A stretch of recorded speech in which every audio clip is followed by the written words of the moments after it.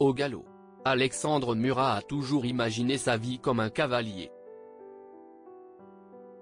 Les obstacles, il les a franchis sans les contourner ni les refuser. Avec discipline et au galop, donc. Longtemps, le descendant du maréchal Joachim Murat, beau-frère de Napoléon, époux de Caroline Bonaparte, a essayé de s'éloigner de l'héritage familial. Son titre de prince? Il ne l'affiche pas, ne le met guère en avant, ne porte pas de chevalière. Aucun signe distinctif aristocratique, ainsi conçoit-il son existence. Enfant, issu de la noblesse d'Ancien Régime par sa mère, la biographe et historienne Inès de Luynes, et de la noblesse d'Empire par son père, Napoléon Murat, producteur des premiers films de Louis Malle, il a la sensation de grandir dans un microcosme à part, codifié, peut-être trop à son goût.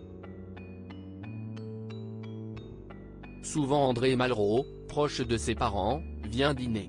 Alexandre écoute les conversations, un œil sur les vitrines de l'appartement musée familial du 16e arrondissement contenant les reliques de l'Empire, la cravache de Joséphine, le peigne à moustache en or de Murat.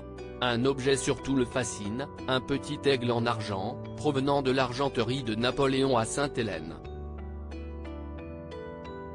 Là, dans sa dernière demeure, le Houdars, l'empereur déchu, surveillé par les sentinelles britanniques, écrit ses mémoires et, à la fin de sa vie, distribue ses petits aigles à ses proches et à sa famille. Dernière distinction hautement sentimentale et symbolique. Il en offre un à sa sœur Caroline et, d'héritier en héritier, l'objet revient naturellement à Alexandre. En l'observant il y a quelque temps, il comprend qu'il n'échappera pas à sa destinée. Lui qui a toujours refusé de s'inscrire dans la tradition des siens prend la plume comme sa mère ou sa sœur, l'écrivaine et historienne Laure Murat, pionnière de la réflexion sur le genre, professeure au département d'études françaises et francophones de l'Université de Californie à Los Angeles, UCLA. La trame de son premier roman se dessine. Il commence à rédiger Arania, la légende de l'empereur, roman policier dont l'intrigue se situe à l'époque napoléonienne. J'ai choisi Napoléon et la période de l'Empire parce que j'ai été baigné dedans depuis tout petit. On me racontait toutes les histoires de mes ancêtres, de l'Empire, de Napoléon, etc. C'est ce qui a nourri mon inspiration mais surtout mon imagination, confie-t-il. Pour le rencontrer, il faut grimper 6 étages d'un immeuble bourgeois, du côté de la place Pereire, dans le 17e arrondissement. Là, il vous accueille flanqué de 2 colosses bruyants, joyeux, des Golden Retrievers. Au mur, des photos, dans la bibliothèque des Pléiades et des essais historiques. Le ciel de la capitale est à portée de main, comme un nouveau monde à conquérir. Il a installé son bureau face au toit des immeubles voisins, son ordinateur posé au milieu. Tout est rangé, ordonné. Des ouvrages sont posés sur ou au pied des fauteuils en cuir. Alexandre Murat lit beaucoup, écrit autant, tôt le matin ou tard le soir. 2 mariages, 5 enfants. Il se raconte sans se perdre dans des périphrases ou des métaphores. Son verbe est concis, sa parole rapide. Elle trotte même.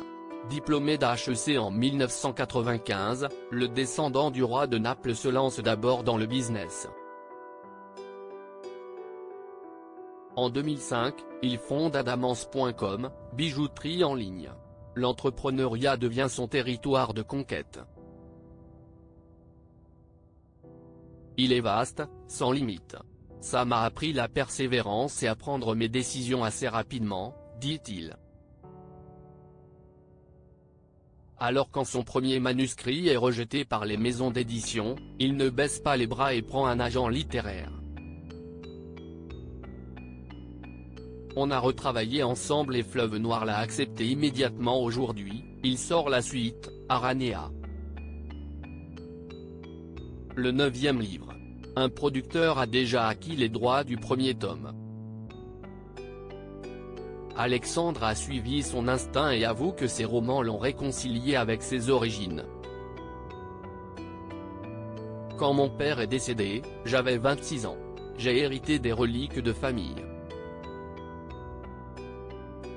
C'était un poids. J'ai tout mis dans un garde-meuble. Pendant longtemps, j'ai fait un rejet. Aujourd'hui, j'accepte tous ces souvenirs. On ne choisit pas d'où l'on vient, mais on décide où l'on va. Cet article était à retrouver dans le Gala N°1621, disponible le 4 juillet dernier dans les kiosques. Pour suivre l'actualité en direct, vous pouvez rejoindre le fil WhatsApp de Gala.